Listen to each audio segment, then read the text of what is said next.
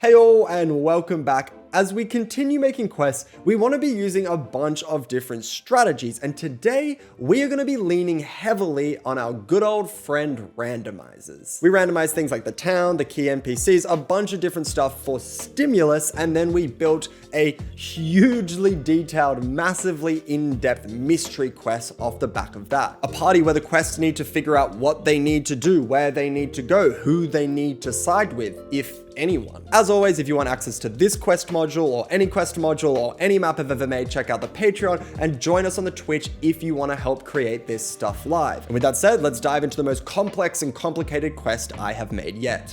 So we worked our way over to an amazing D&D town generator and got ourselves a blueprint for a town. The generator gave us some information about the population, the vibe, some of the key organizations, and a bunch of other stuff that we could selectively weave in. We didn't use all of it, obviously, but we used much of it as a base to build off, such as using the description to help decide which town on our world map the quest should be housed. Let's lean on this a little bit more. So Eckhead sits on high bluffs. So there's two places that are there's one place that's jumping out to me, and I think it should be one of our flying cities, right? That's sort of jumping out to me. It's maybe one of these smaller ones. Maybe it's this one here. It's a small 300 person population. But I think this place has sort of the right energy, because not just that, there's also like the Silver Circle, Order of the Fatherless Wizards. I think this area is a little bit magical. I think this area is a little bit magical, so having some of those elements weaved in as well, I think is going to make a lot of sense. While we were looking at these elements, the Great Clueless Forum gave us some names and locations for the 5 ancient cities which exist in the world. The idea of an ancient city hidden within these flying islands would become the main thrust for the quest, something that was expanded upon as we tried to justify the palisades and pavement the Randomiser map had provided, but didn't fit the narrative of the town as we saw it at first. What am I saying? Let's follow this as close as possible. We can put the stone paths, we can put the palisades in, we can do all of that stuff, and then we can just figure some ways to explain it, you know? We'll think of reasons why this place would have this stuff. I then went around using the Randomiser town map as guidance and recreating as best I could, which turned out okay. It was a bit of a weird mix of energies, which led to an alright town map, but an awesome quest to come, so definitely worth using this technique. This is also part of the point of using randomizers. It puts you in strange positions and makes you write your way out of it, which might lead to narrativization you wouldn't have come up with otherwise, which is exactly what we'll continue to see. In the process of making this town, Clueless emailed through a bunch of gemmed jewelry and other gem-encrusted pieces, which were really cool and brought a whole new set of stimulus into the mix. These jewels became the prompt for our first key NPC, and from there, our first tension point for a possible quest. We decided that the jewels would belong to an NPC from the Gilded Fang, a nation known for their jewel mining, and this NPC would have come to this flying island nation for some reason we needed to figure out. So maybe this like Gilded Fang member is coming in and trying to get their secrets, the secrets to flight or something. With this basis, we whipped out our first NPC randomization. It threw out a pirate monk with foul language who studied at an icy monastery. So they're a monk, so maybe they could have started in maybe one of the religious buildings in the Gilded Fang. They went and studied in the Iceland region, right? They wanted to do their training, so they put themselves into a more contentious monastery. It's more difficult, and the Iceland being a little bit closer to the flying cities than the Gilded Fang, this is where they heard the rumors of the ancient city and the artifacts that laid within the flying city. As we continued building out the town, we stumbled on the idea that maybe all the flying islands were previously actually all one single landmass until some event made them shatter. Inside the islands would be remnants of the ancient city, and the new nation created by the Fey creatures would go about exploring them and trying to decipher the mystery of how the islands were able to fly. This gave us the primary goal for the quest: explore the ancient city below the town we just built and have the party find a magical artifact which explains some of these secrets. Clueless also suggested that Arara, the Gilded Fang NPC, might have particular interest in the area because a second of the ancient cities could be inside the icy mountains where she recently studied, giving us some really good lore for the world and character motivation. She has some experience with the ancient city here because of the monastery, and they're like, hey, there is rumored to be one up here and one up here. At this point, the quest was less a quest and more just a collection of ideas for the town, the lore, the characters, and so on. And this would continue throughout. Instead of making this a linear experience, the quest would be much more based around the party actively investigating and learning about these different elements and using them to make decisions about what to do in the future. During our noodling of ideas, we expanded out the Order of the Fatherless Wizards, which is the name of the nation's faction that studies the ancient cities and tries to figure out their secrets, a name we got from the town randomizer. We also created two main clues which the party need to figure out. The first is the well in the center of town, which is actually the entrance to the ancient city below, which we'd make a dungeon for, and you can check out that process in the video released next week. We spent a whole stream creating the ancient city dungeon, and honestly, it's one of my favorite dungeons I've ever created. The second key item is a tablet, which has recently been extracted from the well, an object currently held by the Order of the Fatherless Wizards, and something the party would need to get at some point. Ooh, maybe there's a big door sort of thing, and this artifact is like a key, and the party need to get the key in order to get into that door. I think that's interesting. So we're gonna put that down here. With some major aspects figured out, we randomized our second key NPC, who would be the main representative of the Order of the Fatherless Wizards, an organization we jokingly and cumbersomely referred to as Tutfuwa. This person would be a Gloomstalker Ranger, establishing the idea that Tutfuwa don't just study artifacts and the ancient city, but actively need to explore them as they are incredibly dangerous, which I thought was really cool, because when I was first conceiving the ancient cities, I thought of them more as a place to be academically studied, and the class Gloomstalker coming up made them something that's a bit more dungeony, and that's changed the entire direction of the quest in a way that I think is really good. So the randomizer was really clutch. But one of the most notable things about the randomizer was that this person wasn't a goodie. In fact, they were something of a baddie. Values, evil. Ooh. Them being bad, sending the narrative in a direction I certainly hadn't planned. Noting that the character Itzli was evil meant that we had them actually trying to hide the fact they found the tablet, giving them the motivation that they were trying to collect information and artifacts from the ancient city, which they intended to sell to the rivals of Tutfuwa as revenge, leading to us needing a counterpoint NPC. Let's go back to our NPC generator, let's get another person onto the board, and let's see what they're like.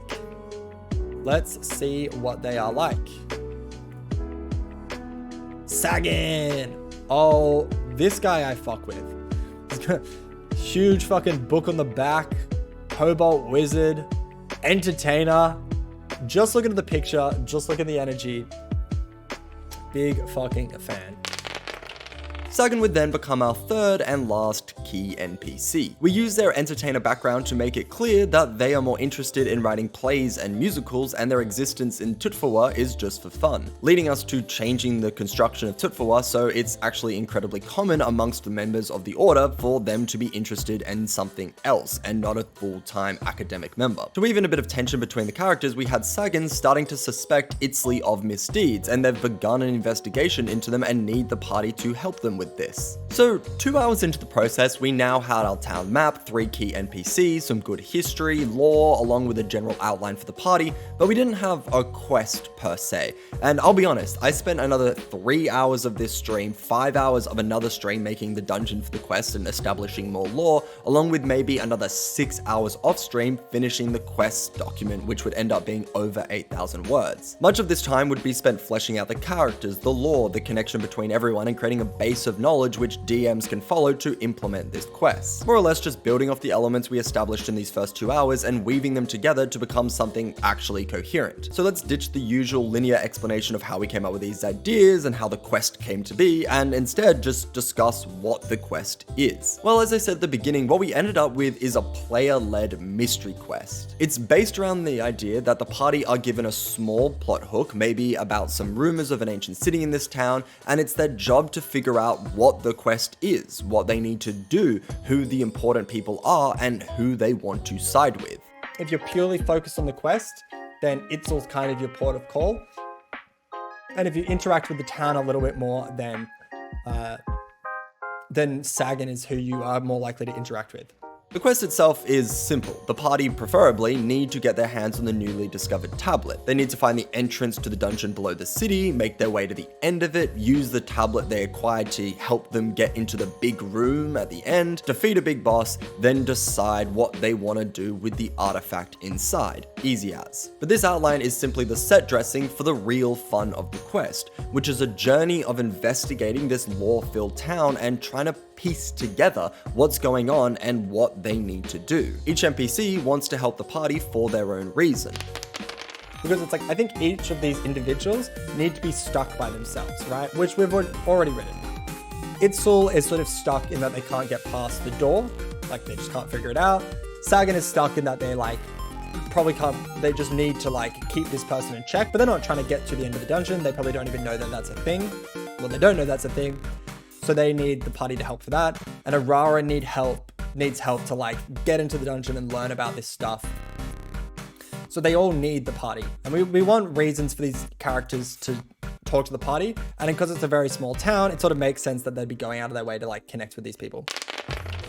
These NPCs all have varying and different information about the quest, all of which is only part of the whole picture. Information they'll only share with the party if they seem to have similar ideologies, become friends, or make promises. It's a quest about fostering relationships with NPCs, learning information from them, deciphering their motivations, and making deductions about who can be trusted and whose desires and goals the party want to align with. Usually we create multiple quest lines which describe how the quest unfolds depending on which options the party takes. However, this quest is a little different. Instead, the various quest lines are more descriptions about how the party can build alliances with key NPCs, or what actions will hurt their chance of an alliance and prevent information or help from these individuals. For instance, if the party goes see Sagan's play, which they'll be encouraged to see. By the way, I wrote a short play for this quest, which the party can perform, and I made a whole video on what that's like and how it can be implemented in this quest or any quest. But if they see the play, Sagan will ask the party what they think, and if they're positive, this will build rapport,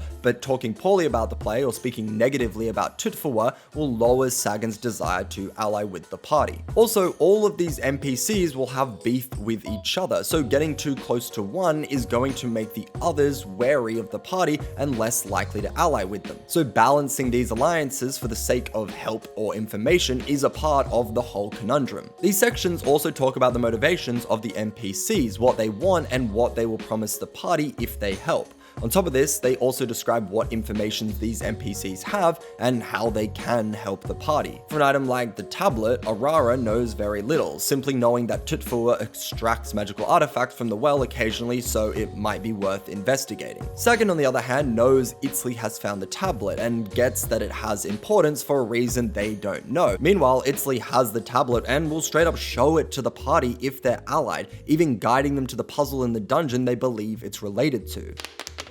So Sagan will give them some of the information, making the puzzle a lot harder, right? If they're with Itzel, then they're just they have it in front of them and the puzzle becomes quite easy.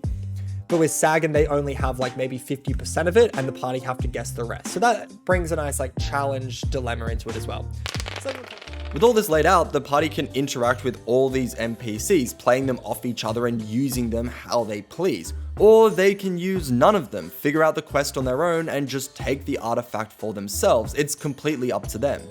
This is a different style of quest from what I usually make, and it's why the video took a tone shift in the middle there, but I am really excited to play it. It definitely relies on having a DM that has a pretty good grasp on the material, but is really comfortable with improvising and effectively dispersing information in a natural way. On top of this, I think it's kind of necessary to have a party who want to take control of sessions, who really want to be given information, pull it apart and analyze it, who want to go out of their way and try to figure stuff out and investigate. Really getting into the nitty-gritty of who they want to side with, which ideologies they agree with, and what they should do with the artifact that they found. If this sounds like you and your friends, then this mystery quest will certainly be a great time, and you can get access to the module over on the Patreon. Also, if you want to help us create quests or maps or lore or whatever, join us on the Twitch. And if you like this video and this content, subscribe to the channel because there will be more weekly D&D content resource creation coming every single week, hence why I said weekly. Anyway, whatever. That's the video. Thank you for watching, and as always, I will see you in the next one. Bye!